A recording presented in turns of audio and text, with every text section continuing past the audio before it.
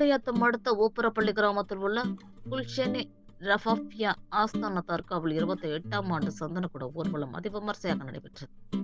வேலூர் மாவட்டம் குடியாத்தம் அடுத்த ஊப்பரப்பள்ளி கிராமத்தில் அமைந்துள்ள மிக பழமை வாய்ந்த குல்ஷெனி ரஃபாஃபியா ஆஸ்தானாவில் 28ஆம் ஆண்டு சந்தனக்கூட ஊர்வலம் அதிவிமர்சையாக நடைபெற்றது.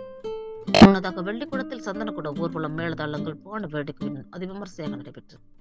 பின்னர் ராஜதம் மலர் போர் ஊர்வலத்தில் கொண்டு வரப்பட்டு அதிகாலை மலையடி வாரத்தில் உள்ள தர்கா வந்தடைந்தது. பின்னர் குல்ஃபிர் ஹஜ்ரத் அன்வருல்லா ஷா தலைமையில் குல்ஃபிர் பாபா நினைவிடத்தில் சந்தன பூசும் நிகழ்ச்சி மற்றும் வண்ண மலர் போர்வைகள் போர்த்தப்பட்டு சிறப்பு துவா நடைபெற்றது. பின்னர் நபிகள் நாயகம் அவரின் வாழ்க்கை வரலாறு நெறிமுறைகள் பின்பற்றுதல் குறித்து சிறப்பு கிராத் நடைபெற்றது.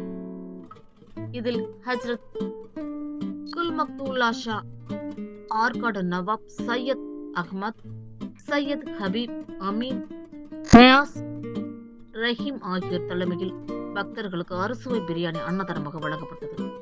இதில் தமிழகம், கர்நாடகா, ஆந்திரா உள்ளிட்ட மாநிலங்களில் இருந்து ஏராளமான இஸ்லாமியர்கள் கலந்து கொண்டனர்.